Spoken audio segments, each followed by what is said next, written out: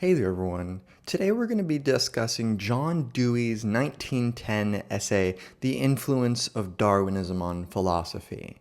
This is a really interesting essay for understanding the way that pragmatism approaches problems, and more importantly, gets beyond certain old problems which are seen as idealistic, full of conceit and obstinacy. And in this essay, John Dewey basically shows how Darwin is basically the culmination of a long history of development in philosophy towards a more practical outlook.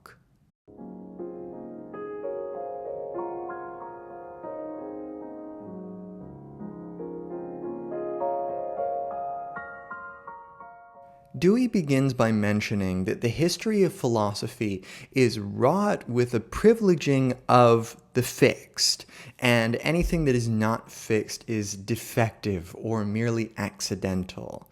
That what is final is this notion of finality, and that's what matters.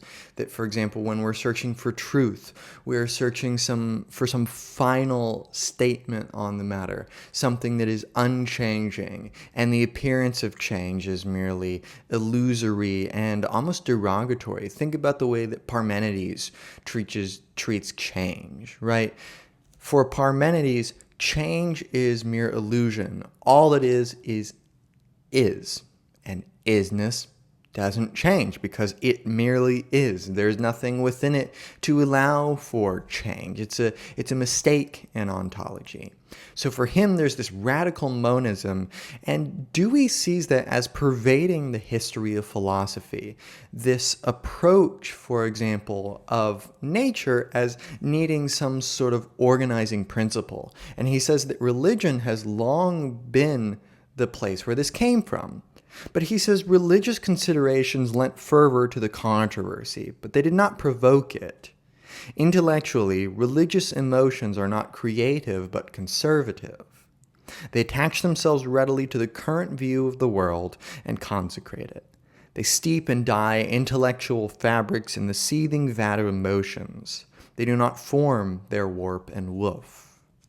So in other words, he does not see, and this is very contra someone like William James, for example, he does not see religion as the means by which progress is effectuated. And that's something that Dewey is concerned about, is progress. And a lot of these earlier figures have tended to see progress as built into history in some sort of rational or assured way. And so far as, you take someone like Aristotle, who says that everything has a telos. It has a final cause to which it is moving. So for example, a flute has a certain telos of, for example, it is meant to be played. That is what it is to be a flute. It is to use it for some specific end, and to use it for something else would be a deficient way to use that flute. Dewey also calls this a perfected end. And of course, this brings into the question, who is doing the perfecting? And thus, we have a sort of a place where the idea of a designer sits. However, Dewey says that this formal activity of basically logically constraining the world and saying that it must add up to some final formal essence of sorts, something like a species, as it's called.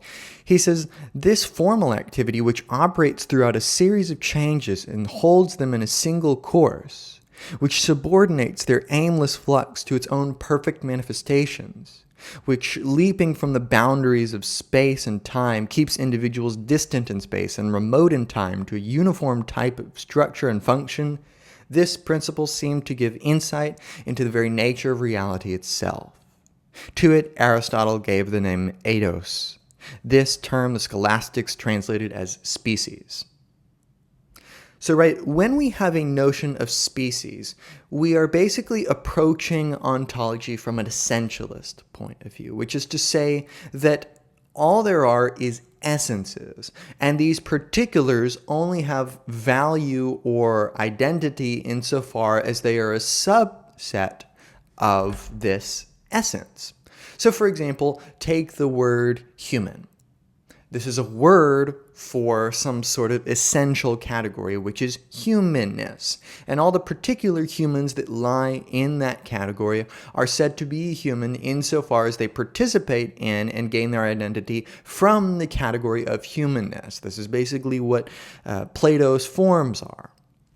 And for Aristotle, when he's kind of creating his taxonomies, you've got genus, but you've also got species. And anything has identity insofar as it is a member of the species. And the mere differences between the particulars in the species don't matter as long as they share in the common essential properties of the members of those species. So for example, what it means to be a human is, to have this body plan that a human has, to have a certain intellectual capacity, to have moral accountability, or we can take this all sorts of different directions where we're talking about mere material qualities to certain ethical qualities. Maybe it's even like the metaphysical capacity of being or having a spirit. And all of these are properties which are essential to humans. Whereas something like, for example, being blind wouldn't necessarily detract from my humanness, because supposedly that is not an essential quality to what it is to be a human. So certain differences are privileged as being essential qualities, whereas others are ignored as mere happenstance. And as such, when we're talking about something like eidos, like species, this is a formal law governing chaos. It's something to put it all together in a nice little package that we can make sense out of. It is a teleological organization of the world, of order out of flux, manifesting constancy through change, as he says. It is the realization too of purpose. And what Dewey is really pointing out is that this idea of purposefulness is something that we merely desire. It is a way that we bring our desires into our philosophical systems in order to claim that the universe is as such, when really it is merely a manifestation of our desire that it ought to be such a way. Ludwig Feuerbach says a very similar thing about religion, that in fact the characteristics of God that we see in Christianity or Islam or Judaism or Hinduism or Sikhism or any of these other religions are attempts to manifest our inner desires for humanity, for the way we want to be treated and whatnot. And when we're talking about eidos, about species, we're really talking about what he calls a fixed form and final cause, right? This final cause is the telos in Aristotle's four causes that I just discussed. Change as change is mere flux and lapse. It insults intelligence, Dewey says. Genuinely to know is to grasp a permanent end that realizes itself through changes, holding them thereby within the metes and bounds of fixed truth. This is the classical conception. Completely to know is to relate all special forms to their one single end and good, pure contemplative intelligence. Right? And we can see that this pure contemplative intelligence, this is what we desire for ourselves. To be really, really smart and know everything. It reminds me of a passage from Plato's Republic where Socrates says, what is entirely knowable, and what in no way is in every way unknowable. And now, of course, what is not cannot be known at all. But this idea that everything that is entirely knowable is not a promise we've deduced. It's a promise we desire, and we thus put into our philosophical conception that, everything that exists can be knowable. Well, how do you know that? You only know what's knowable once you know it. So this promise that this sort of system will continue, that this habit will continue outside of our knowledge, is merely that. It's a habit that we instill in our thinking because it helps. I mean, it's the same thing that Hume will say about causality or the constancy of the laws of nature. We do not deduce this. We merely induce this and assume it as a habit because it's helpful for guiding our actions. Now, Dewey says that, these essences, these hidden forms, these referring the peculiarities of an individual to a type, to a universal form, aka a genus, as per Aristotle, this is all just change subsumed under a totalizing law. This is an attempt to bring into order something which is naturally in flux. Dewey says that human experience is in flux. We are plagued with multiplicity. And Dewey thinks that to overwrite this multiplicity with essences, to reduce and abstract this multiplicity into nice formal laws, is something that is ad hoc. It's something we create after the fact. These notions of a priori, as per Hume, these are only things that we gain from experiences. So things like, for example, causality being a priori a element of the universe. No, this is not in fact something we know, but rather it's a habit that we form. And in the same way, this desire for the ultimate truth of essences is exactly the same. And this is what he sees Darwinism as going against. That evolution is privileging the transfer of interest from the permanent to the changing. We are realizing the centrality of chaos and change and the ability for chaos to habitually and accidentally form into these ambulatory combinations of momentary happenings, which is the stuff that we see as being fixed. In fact, it is not fixed. And we see, for example, that Darwinism is fighting against things like the idea of an implicit perfection or purpose built into the universe, an ideal or rational force. This is very theological, right? The idea that there is some ultimate perfection into reality which is being realized. You might see this as the mechanism being telos, aka the Word in Christianity, or, the Holy Spirit, which is kind of the same thing. He puts this in a very Hegelian way. The perfect form is gradually approximated through the sensible changes. It also follows that in and through a sensible realm, a rational ideal force is working out its own ultimate manifestation. That is the desire of what previous biologists had in mind, that there is some rational undergirding force, which, as Dewey would say, is merely something that we desire. We desire for reason to undergird history, because for Hegel, reason is the mechanism by which dialectics come into contact, by which aufgehoben takes place, by which sublation takes place. It is a spiritual causal force, as Dewey puts it, which is doubtless a reference to Hegel's Geist, or spirit. It's this desire for a subordination of matter and sense to its own realization, and this ultimate fulfillment is the goal of nature and of man.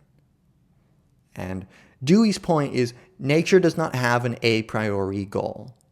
We ad hoc create goals which we impose onto nature.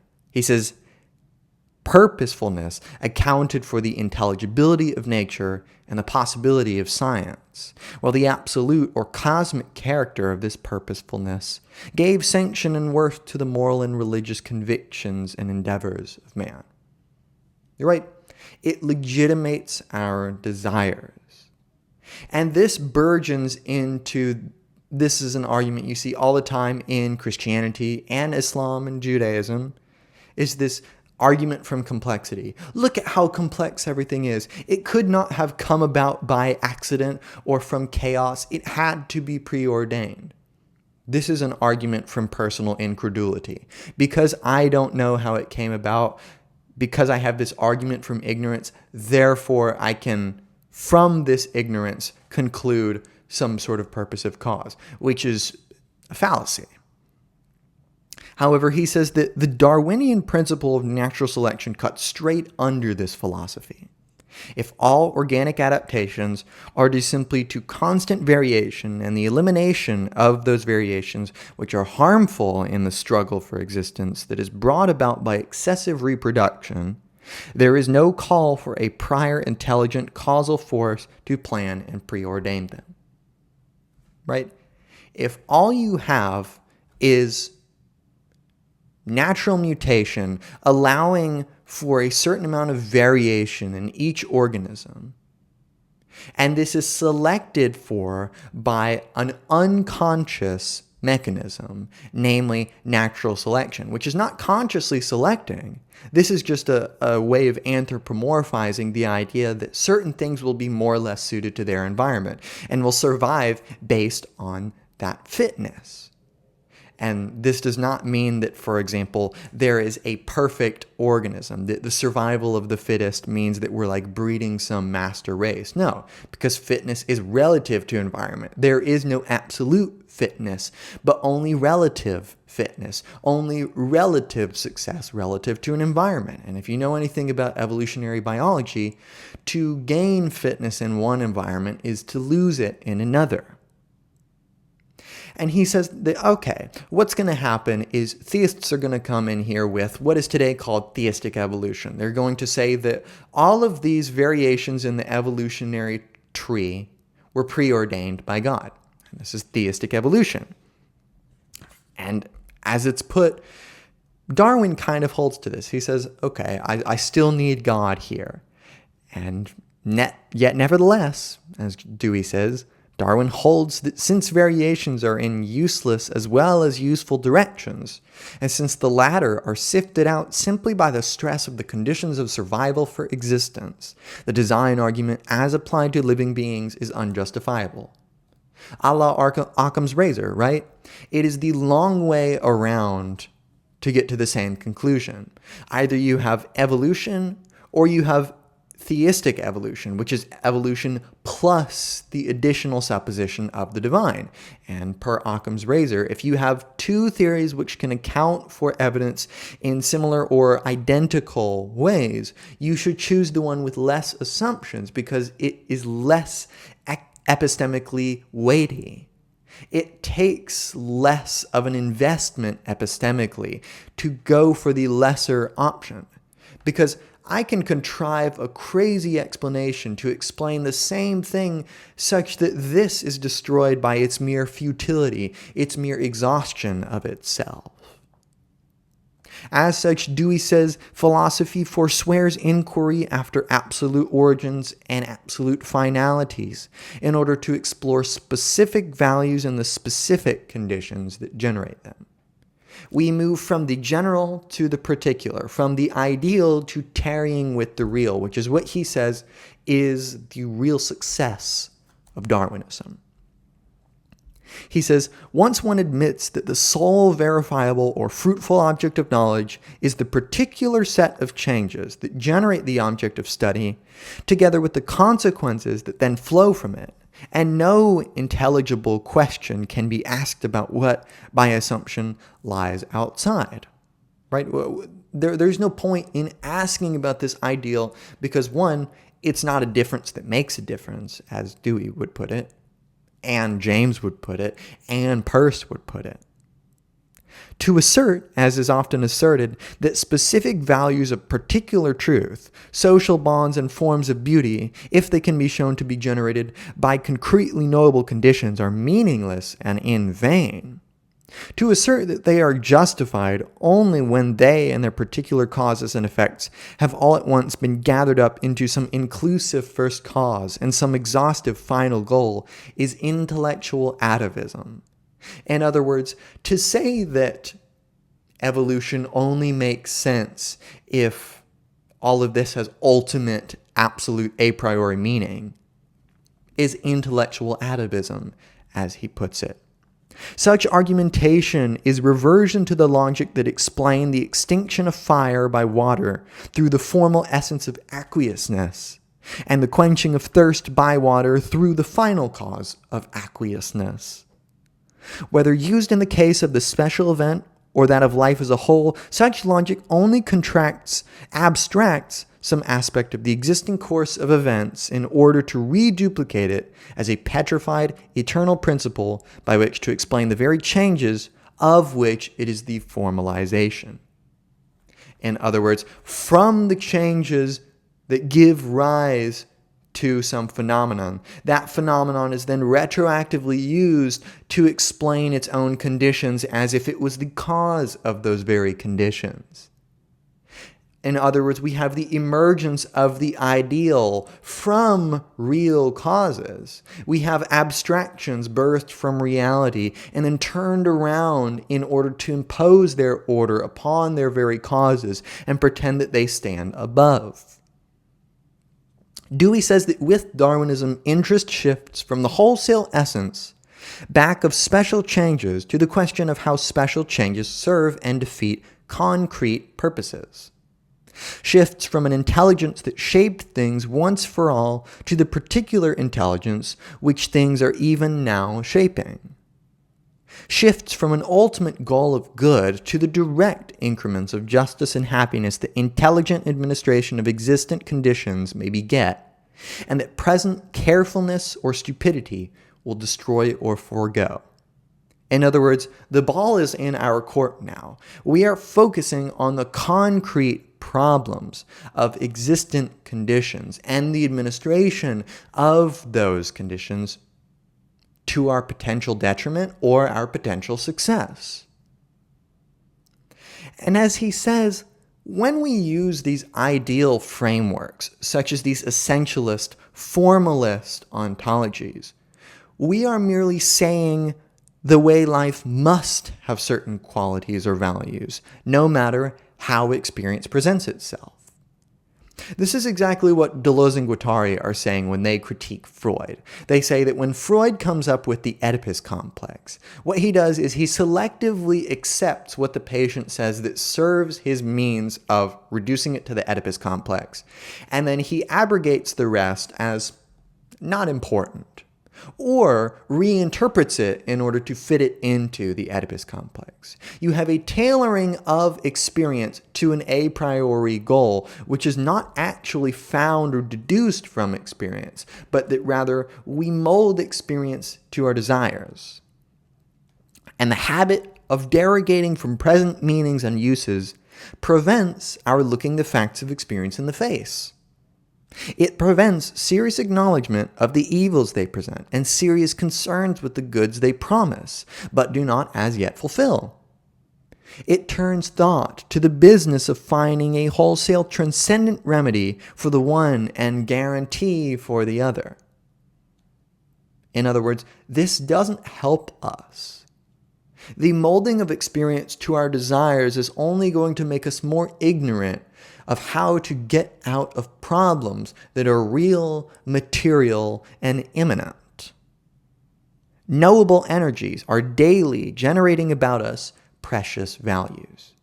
In other words, energies of experience itself, which is to say, the weight of the world pressing upon us, creates our values, creates what we see the need to problematize.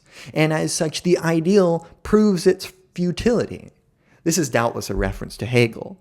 But he says, and were it 1,000 times dialectically demonstrated that life as a whole is regulated by a transcendent principle to a final inclusive goal, this would be absolute spirit, absolute Geist, nonetheless, truth and error, health and disease, good and evil, hope and fear in the concrete would remain just what and where they are now.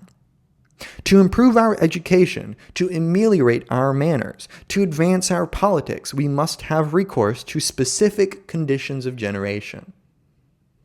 In other words, look, maybe it is true that absolute spirit can be realized through Selbstbewusstseins, through self-consciousness. Maybe it is the case that by the time you get to the end of Hegel's Phänomenologie des Geistes, Phenomenology of Spirit, suddenly we will realize the absolute nature of reality. Nevertheless, we have merely realized it in our heads. we have gotten no closer to solving concrete problems. And as much as we would like to pontificate about these matters in our heads, it does not change our concrete conditions. And as such, its truthfulness is moot.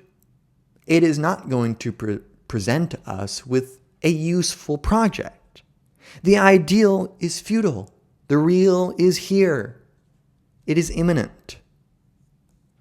As such, the claim to formulate a priori the legislative constitution of the universe is by its nature a claim that may lead to elaborate dialectic developments, but it is also one that removes these very conclusions from subjection to experimental tests, for by definition these results make no difference in the detailed course of events. Right? Because when you're talking about the ideal, you don't care about the real, because the real is accidental. It's covering up. It is an illusion to the truth that lies beyond. Images become mere images. And the Ding an sich, the thing in itself, becomes the ideal which we enamor ourselves with. In the Republic, Socrates admits as such regarding the futility of his project when he's faced with the fact that the city in speech, which is this ideal city that they have been pontificating about, may not actually be possible. He says, well, do you suppose that what we say is any less good on account of our not being able to prove that it is possible to found a city the same as the one in speech? And Glaucon, his helpful interlocutor, says, surely not. It doesn't matter that we can't realize it.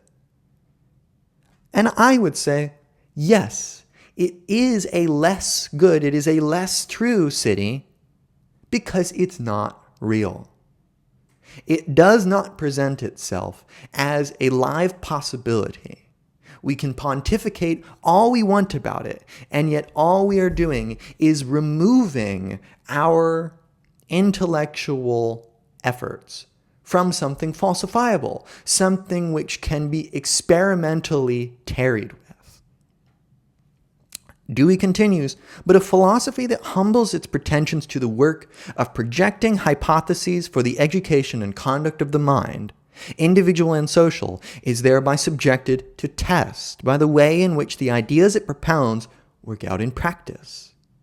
In having modesty forced upon it, philosophy also acquires responsibility.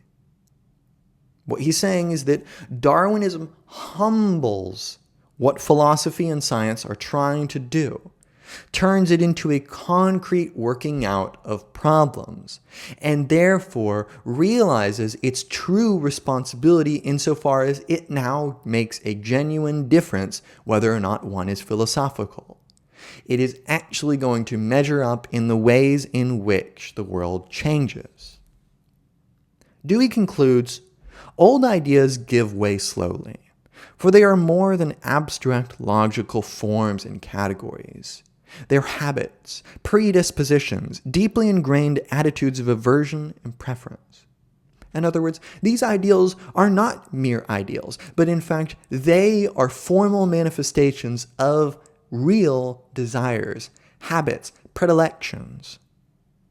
Moreover, the conviction persists, though history shows it to be a hallucination, that all the questions that the human mind has asked are questions that can be answered in terms of the alternatives that the questions themselves present.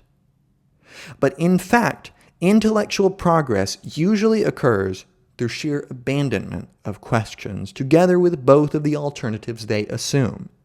An abandonment that results from their decreasing vitality and a change of urgent interest.